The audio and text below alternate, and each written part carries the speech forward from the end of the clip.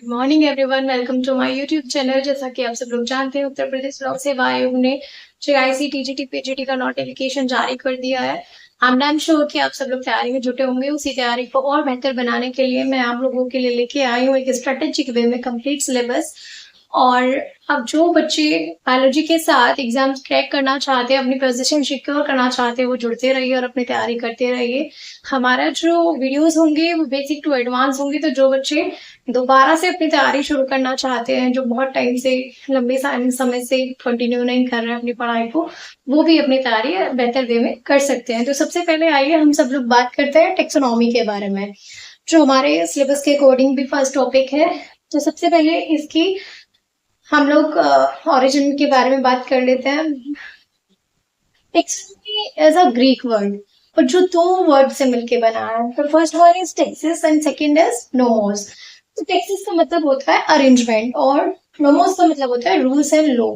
सो हमारा टेक्सोनॉमी क्या हुआ? Arrangement of organism according to rules and law, या फिर उसको ऐसे भी हम डिफाइन कर सकते हैं कि taxonomy is the science of identification, naming and classification of organism. Organism को एक व्यवस्थित वे में अरेंज करना ही हमारा क्या है? टेक्सोनॉमी। अब इसकी नीड क्यों हुई, ये क्वेश्चन हमारे माइंड में आता है।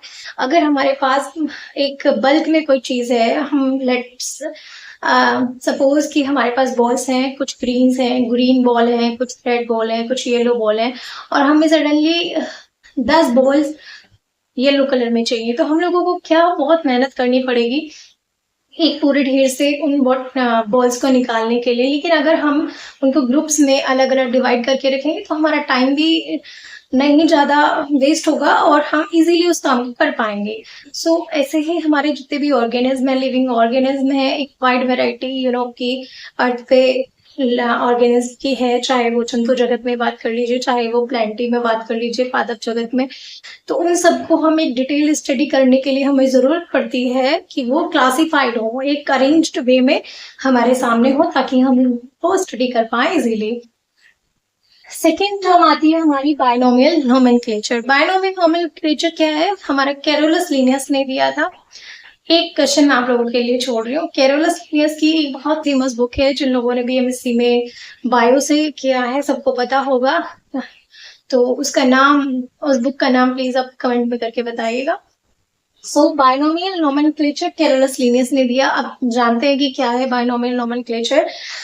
कोई भी साइंटिफिक नेम, आप जानते हैं कि बायोलॉजी में कभी भी स्टडी हम किसी ऑर्गेनिज्म की करते हैं तो साइंटिफिक नेम के साथ करते हैं। जैसे ह्यूमन का भी, मॉडर्न ह्यूमन का नाम होता है कि होमो सेपियंस, तो वो क्या है? उसका बायोलॉजिकल नेम। तो बायोलॉजिकल नेम को लिखने की एक सिस्टमेटिक वे में लिखने का एक जो पद्धति दी वो कैरोलस लिनियस ने दी, उसी को हम कहते हैं बायनोमियल नोमेनक्लेचर या द्विनाम पद्धति। उसे इसलिए कहते हैं क्योंकि वो दो वर्ड से मिलकर बना होता है। फर्स्ट है, जो फर्स्ट हमारा वर्ड होता है वो जीनस को डिनोट करता है, और सेकंड हमारा स्पीसीज को डिनोट करता है। एक एग्जांपल ये है, सब लोगों ने पढ़ा होगा, एंट एमीबा हिस्टोलाइटिका।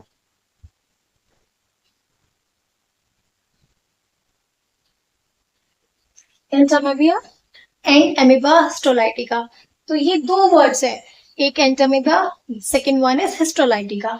इसका मतलब क्या हुआ? ये किसको रिप्रेजेंट कर रहा है? फर्स्ट लेटर, फर्स्ट वर्ड किसको रिप्रेजेंट करता है? It denotes to genus and second one denotes to species. और इनका कोई एक रूल होता है इनको लिखने का, कि एक तो ये इटैलिक्स में लिखे जाते हैं, सेकंड वन जीनस के नाम के नीचे अलग अंडरलाइन होता है, और स्पीसीज के नाम के नीचे अलग अंडरलाइन किया जाता है। ऐसा नहीं कि हम लोग अगर इसको ऐसे अंडरलाइन कर दें, this is incorrect way to write. हमें सही तरीका क्या है लिखने का? जीनस और स्पीसीज के नाम का जो हमारा बायनोमियल नोमेनक्लेचर में दिया गया है कि अंडरलाइन करेंगे स्पीसीज के नाम को अलग और जीनस के नाम को अलग से। एंड सेकेंड है कि फर्स्ट लेटर जो हमारा जीनस का होगा वो हमेशा कैपिटल लेटर होगा, एंड जो हमारा स्पीसीज का फर्स्ट लेटर होगा वो हमेशा स्मॉल लेटर में होगा। तो ये बात हुई हमारे बायनोमियल नोमेनक्लेचर की। अब हम बात करते हैं क्लासिफिकेशन के बारे में। So what is classification? Classification एक सिंगल स्टेप प्रोसेस नहीं है, इसमें काफी सारे स्टेप्स होते हैं, स्टेप्स ऑफ हायरार्की, और हर स्टेप हमारा रिप्रेजेंट करता है एक कैटेगरी या एक रैंक को, और इन्हीं कैटेगरी या रैंक को हम कहते हैं टेक्सोनॉमिक हायरार्की। जैसे हम एक एग्जांपल लेते हैं, टेक्सोनॉमिक हायरार्की में कौन कौन से हमारे स्टेप्स होते हैं? Kingdom, phylum, class, orders, families, genus, species.